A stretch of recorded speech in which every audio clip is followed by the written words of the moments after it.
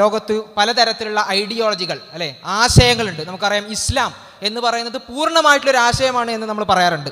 അതേപോലെ തന്നെ മറ്റൊരുപാട് അധികം ആശയങ്ങളുണ്ട്. ലിബറലിസം ഒരാശയമാണ്, ഫെമിനിസം മറ്റൊരാശയമാണ്, ഹ്യൂമനിസം വേറൊരാശയമാണ്. പലപ്പോഴും ഇങ്ങനെയുള്ള ആശയങ്ങൾ നമ്മുടെ മുന്നിലേക്ക് വരുന്നത് നമ്മൾ പോലും അറിയാതെയാണ് എന്നുള്ളതാണ്. അതായത് നമ്മൾ പോലും അറിയാതെ പല ആശയങ്ങളും നമ്മളെ സ്വാധീനിക്കുന്നു. ഞാനിങ്ങനെ പറയുമ്പോൾ ചില ആളുകൾക്ക് സംശയം തോന്നും, നമ്മൾ പോലും അറിയാതെ ആശയങ്ങൾ നമ്മളെ സ്വാധീനിക്കുകയോ, നമ്മൾ അത്രക്കും പൊട്ടന്മാരാണോ?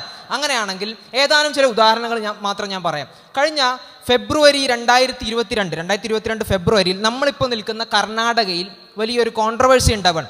ഹിജാബ് ബാൻ അല്ലേ, അവിടെയുള്ള സ്കൂളിലുള്ള കുട്ടികൾ അവർക്ക് പരീക്ഷ എഴുതാൻ ഹിജാബ് ധരിച്ചുകൊണ്ട് വരാൻ പാടില്ല എന്നിവിടെയുള്ള സർക്കാർ ഒരു തിട്ടൂരിറക്കാൻ. ആ സമയത്ത് വലിയ രീതിയിലുള്ള പ്രക്ഷോഭങ്ങൾ, പ്രതിഷേധങ്ങൾ ഇവിടെ നടക്കാൻ അല്ലേ. ഹിജാബ് ഞങ്ങളുടെ റൈറ്റാണ്, ഹിജാബ് ധരിക്കാൻ അല്ലേ, അത് ധരിക്കാൻ ഞങ്ങൾക്ക് സ്വാതന്ത്ര്യം വേണം, ഞങ്ങളുടെ അവകാശമാണ് എന്നുള്ള നിലക്ക് ഒരു വശത്ത് വലിയ രീതിയിലുള്ള ഈ തരത്തിലുള്ള പ്രതിഷേധങ്ങളും കാര്യങ്ങളൊക്കെ നടക്കുമ്പോൾ, മറുവശത്ത് ഓൺ ദ അതർ സൈഡ് നമുക്ക് കാണാൻ പറ്റുന്നത് എന്താണ്?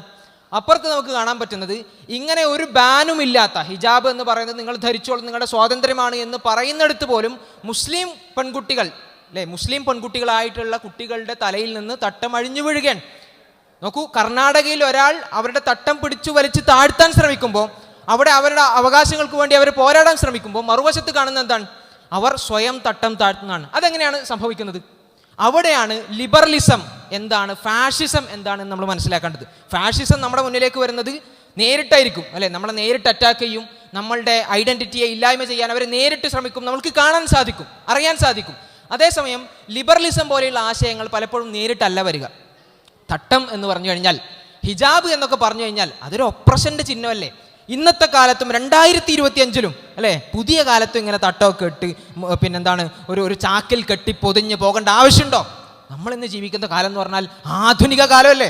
ആധുനിക കാലത്ത് ഇങ്ങനെയുള്ള പ്രാകൃതമായിട്ടുള്ള 6-ാം നൂറ്റാണ്ടിൻ്റെ ചിന്തകൾ പേറി നടക്കേണ്ട ആവശ്യം എന്താണ് എന്നാണ് അവർ നമ്മളോട് പറയുക.